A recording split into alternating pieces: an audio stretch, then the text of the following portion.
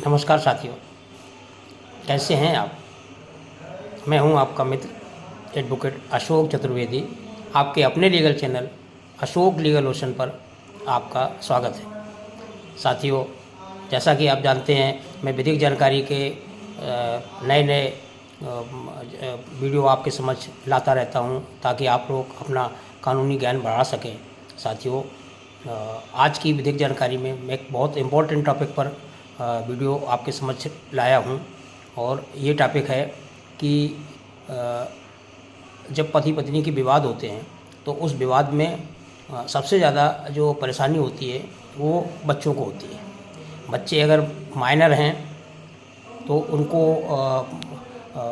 मतलब पति पत्नी के झगड़े तो रहते हैं, लेकिन बच्चे बहुत ज़्यादा इफेक्ट रहते हैं। उनको बड़ी समस्याओं का सामना करना पड़ता है, जैसे बच्चों की कस्टडी किसके पास रहेगी, बच्चों का भरण पोषण कौन करेगा। तो ये सारे सब इन्हीं चीज़ों पर आज हम चर्चा करने वाले हैं। तो चलिए हम टॉपिक को शुरू करते हैं। साथियों, सबसे पहली बात तो ये होती है कि बच्चों के भरण पोषण कौन देगा। देखो, ये जब झगड़े होते हैं ईगो का मामला रहता है।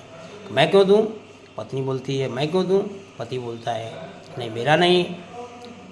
अगर मतलब थोड़ा सा रियलिस्टिक वे में देखा जाए तो बच्चे तो दोनों के हैं ना, बच्चों की दोनों की जवाबदारी है। अगर आप लोगों के झगड़े नहीं हुए होते तो क्या बच्चों का भरण पोषण आप लोग नहीं कर रहे थे? बिल्कुल कर रहे थे, करना होता। तो कहने का मतलब ये है कि आप लोगों की आपसी लड़ाई में जो बेचारे बच्चे हैं वो क्यों तकलीफ उठाएं।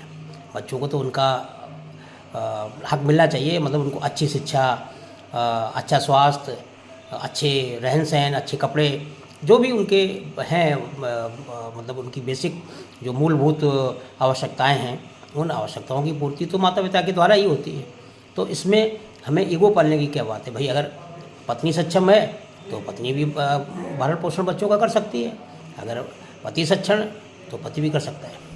तो क्या इस कानून क्या कहता है, इस बारे में मैं आपको चर्चा करूँगा। तो इसमें मैं एक केस है, ज़्यादा पुराना नहीं है, माननीय सर्वोच्च न्यायालय का है। ये केस है पद्मा शर्मा वर्सेस रतनलाल शर्मा, और ये 1999 1999 का है, और इसका सिविल अपील नंबर है ये 2462 2462, और इसका जजमेंट जो आया था माननीय सुप्रीम कोर्ट के द्वारा, इसमें 24 मार्च 2000 को आया था।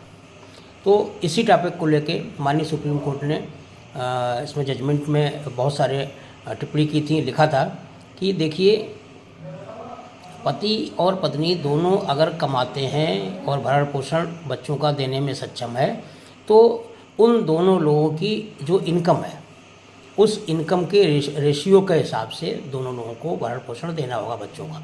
ऐसा नहीं होगा कि बच्चों का भरण पोषण देने का केवल पति का ही राइट है या पत्नी का ही रिस्पॉन्सिबिलिटी है, ऐसा कुछ नहीं है। उनमें उस माननीय सर्वोच्च न्यायालय ने इस जजमेंट में क्लियर कट बोला है कि जो भरण पोषण है वो दोनों लोगों की आय के हिसाब से तय होगा, और उसका रेशियो तय किया होना चाहिए, और रेशियो के हिसाब से। तो इसमें एक चीज़ बहुत मतलब क्लियर कट निकल के आई थी इस जजमेंट में कि बच्चों का भरण पोषण करना दोनों की जवाबदारी है, ना कि एक की, ना तो केवल पत्नी की है और ना पति की है।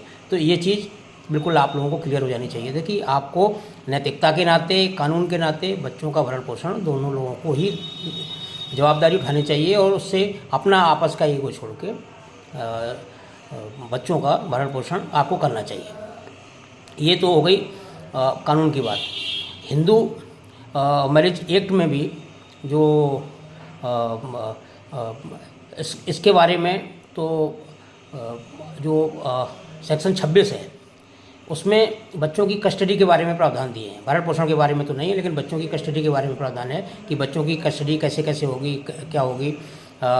मतलब जो उसका इन जनरल में है कि 5 साल से कम का बच्चा है तो वो माँ के पास रहेगा, और अगर 9 साल का बच्चा है तो वो खुद कोर्ट के सामने बोल सकता है कि मैं अपने माता पिता में से किसके साथ रहूँगा, तो कोर्ट उसकी बात सुन के उस हिसाब से निर्णय लेता है।